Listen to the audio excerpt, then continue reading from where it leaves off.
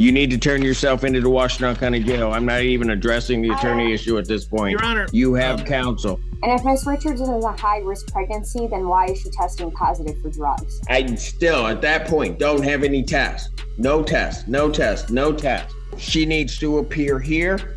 She needs to report to the Washington County Jail by 6 p.m. on the 17th of May. That is tomorrow. Otherwise, a bench warrant will issue. Your Honor. With no bond. Your Honor. I have tested since I had that diluted screen. I don't have any tests. I'm not playing by her rules anymore. We're going to play by mine. I've been as lenient as I possibly can. In this situation, the defendant appears to be relying heavily on her high-risk pregnancy while also failing to follow the court's bond conditions. According to the case details, she missed mandatory drug testing for several months, which is already a serious violation. When she eventually did appear for testing, the samples she provided raised concerns about possible tampering. Situations like that tend to raise immediate red flags for the court. Up to this point, the judge seems to have given her multiple chances and tried to accommodate her circumstances. Courts often do try to consider medical situations, especially something as serious as a high-risk pregnancy. But at the same time, bond conditions are still court orders, and ignoring them repeatedly can lead to consequences. Now it looks like the judge's patience may be running out, and the court has to decide how to respond to the repeated violations. This raises a difficult question. Should the court still enforce strict consequences even so close to her due date, or should her medical situation change how the case is handled? What do you think? Caitlin Kirby on behalf of the people. Mike Gaddy, Assistant Public Defender on behalf of Ms. Richards, Your Honor. Ashley Richards. Ms. Richards hasn't been testing. What are we going to do on this? She hasn't Your Honor, been testing, and there's a current bench warrant out for her with no bond. Had a discussion with Ms. Richards. She had expressed some dissatisfaction with my office in general and me. Specifically, I don't know if she's wishing to ask the court for a new attorney. I do have some information that I can immediately refer to the court, but I didn't want to do that if that's the case, since I wouldn't want to step on a new attorney's toes in terms of what they wanted to do. And Your Honor, no, regardless of what Ms. Richards' problems are with the public defender, she has failed to report. She's missed several tests starting from February to April 11th, and then was positive on April 17th and April 24th, and she has an active warrant. As I said, Judge, I have a test as recently as May 2nd that I can provide to the court immediately, along with some other documentation. Again, I just didn't, given the nature of our last conversation, I didn't know quite how to proceed. Ms. Richards? Yes? You haven't been going to testing, according to what I have. I've issued a bench warrant out for no bond. You need to turn yourself into the Washington County Jail. I'm not even addressing the attorney issue at this point. Your Honor. You have counsel. Your Honor, as I said, I have a test from as recently as May 2nd from her primary care physician. She is currently in a high-risk pregnancy. You know, I'd ask the court to take that into consideration here. You know, I would have turned those things in, but for the conversation, and I can do that immediately if the court would wish to give us another date. But given the nature of our conversation, I was between a rock and a hard place. And if Ms. Richards is a high-risk pregnancy, then why is she testing positive for drugs? Well, I think that would be between her and her physician. Today is the 6th. I'm sorry, Judge. Go ahead. Oh, I was just going to say, this matter's been kind of rendered a little more difficult because she is in Muskegon, and we're here. We did find a testing facility there. There was no sign. It was actually in a law office. We do have some tests directly from her doctor. The crux of this is that, you know, there was an offer for use in this matter. This matter was actually charged after it occurred before, but it was charged after she successfully completed probation in Muskegon. I have documentation from Catholic Social Services there that indicates that she did her primary care and then has been continuing with aftercare studiously. You know, that there's that as well. I don't think it's a matter of her trying to flaunt anything, but just, you know, there's a distance, there's financial issues, there's medical issues, and there's, you know, but on January. Wait. Now she's saying she wants to file a complaint against her own lawyer because paperwork wasn't submitted on time. The issue, though, seems to be that she didn't provide the documents to him when he needed them. Blaming the one person who is actually trying to help your case can be a risky move. In court, the defense attorney's job is to present the best possible argument on your behalf, but they can only work with the information and documents they receive. Meanwhile, the attorney is standing there with the paperwork that couldn't be filed earlier because it arrived late. Situations like this can quickly become uncomfortable in the courtroom.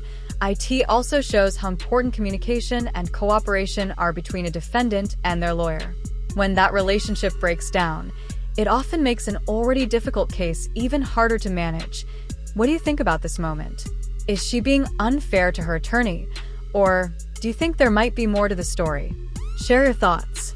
Go ahead, but I'm just going to tell you, on January 26th, I approved that the defendant could test in Muskegon with results to community corrections. I don't have any results. I've been going back and forth. Mr. Gaddy, all along, and I don't know what her deal with your office, you're the only one that's been keeping her out of jail at this point. We further ordered that she could test in Muskegon. She needed to get the number to us. I signed a specific order that PD's office had done that regarding the modification of the location of her testing. We did that was in late January. We then come through February still, and I don't have any tests. And she has continued not to test. And then I get a report on March 29th. This is some period in time. I still, at that point, don't have any tests. No test, no test, no test. Again, gave her a break, didn't do it. And then all of a sudden, I get to March 30th, still don't have any tests. She's not here. And I issue a bench warrant. The bench warrant's been out since March 30th. Again, trying to get tests. Still don't have any tests. Nothing. We've just been continually putting it over. She decides she doesn't want to test. And then I all of a sudden get a test in April that indicates that she's then positive for THC. And then on the 24th of April, that the specimen has been diluted and there's been some adulteration of that specimen test. That was on the April 24th test. Yes, Your Honor. We were here on April 27th, and I still don't have tests. Yes, Your Honor. As I said, I do have a test from May 3rd, from her physician. I can forward that. I believe I also have tests dating back as far as last year that I received this afternoon. I also have a letter from Catholic Social Services. If perhaps, if I'm still on the case, I'd be happy to submit those things. If the court would consider setting this over for Thursday week, which I think is the next preliminary or probable cause date, I can certainly send those documents. Mr. Gaddy, I understand what you're indicating, and you've been trying to make sure to keep her out of jail, to do all of those things. Apparently, she doesn't appreciate that, doesn't appreciate what the court is saying, and wants to make her own rules. That's not how it works. So here's what's going to happen. Her bond is revoked. She needs to appear here. She needs to report to the Washington County Jail by 6 p.m. on the 17th of May. That is tomorrow. Otherwise, a bench warrant will issue. Your Honor? With no bond. Your Honor? Can I say something? You can say whatever you like. I am due on June 5th, and they're taking me on May 28th to have my baby. And I have been testing. I have tested since I had that diluted screen. I don't have any tests. Your Honor, as I said, I can send those tests to the court. This is a unique situation. Had conversations. Well, anyways, as I said, I didn't want to do anything. If there was going to be new counsel, I didn't want to do anything that, it's kind of like do no harm. Submitted to the judge. I'm sorry? I thought you submitted all those papers to the judge, you and Camille, because I've been working with Camille through your office too. Okay. As I said, Judge, I can certainly put this together as a package and send it to the court. However, there have been some issues that have come up. But if I'm going to stand that case, I would request the opportunity to do that. And before we take the drastic step of, well, there's already a bench warrant, but before I would just ask for an opportunity to do that and ask the court to extend us to. I'm going to keep my ruling the same. Her bond's revoked. If you want to send something in, you can send it to Ms. Kirby. I will be more than happy to look at it and reconsider. But that moment really changed the tone of the hearing. The judge finally stepped in and made it clear that the situation had gone far enough. After months of missed tests and repeated explanations, It seemed like he was no longer willing to hear more excuses. During the exchange, she tried to keep explaining and talking over the judge, but at that point he had already shifted the focus back to the court's authority and the conditions she was supposed to follow. When a judge reaches that point, it usually means the court believes the rules haven't been taken seriously. You could also see the reaction on her face when the possibility of real consequences became clear. Sometimes people don't fully realize how serious the situation is until the judge makes a firm decision. The big question here is whether the response is fair. Some people believe the judge is simply enforcing the rules after giving multiple chances. Others might feel that the 6 p.m. jail deadline, especially with a pregnancy involved, is too strict. What do you think? Is the judge being fair by enforcing the bond conditions, or should her situation lead to a different approach? Share your thoughts. I'm not playing by her rules anymore. We're going to play by mine. I've been as lenient as I possibly can, and I'm not going to sit here and be taken advantage of. Defendant's ordered to report to the Washington County Jail, 6 p.m. tomorrow. She doesn't report, that bench warrant goes back out, plain and simple. If you want to submit something before in between time, if you guys patch up your differences and she lets you do that, that's fine. Then I'll look at it and see what I can do. But otherwise, that's my order. That's the order that will stand. Did you say... Thank you. I'm sorry, Judge, just for my clarification. Did you say by close of business tomorrow? She's got to report to the jail by 6 p.m. tomorrow. All right. That's what I'm ordering. If you want to submit something to me before then I'll be more than happy to take a look at it and hear from you and the prosecutor on it. But otherwise, that's my order. Thank you.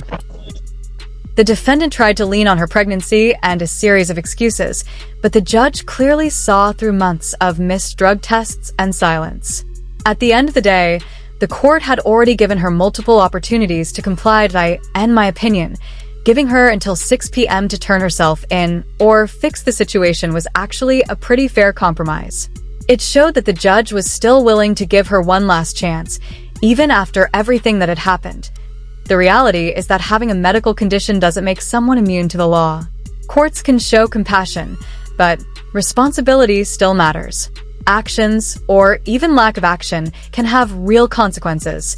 Hopefully she gets everything sorted out, especially for the sake of her baby. What did you guys think about this hearing? Was the judge being fair, or was the decision too harsh? Let me know your thoughts in the comments, and as always, thanks for watching. Don't forget to like and subscribe.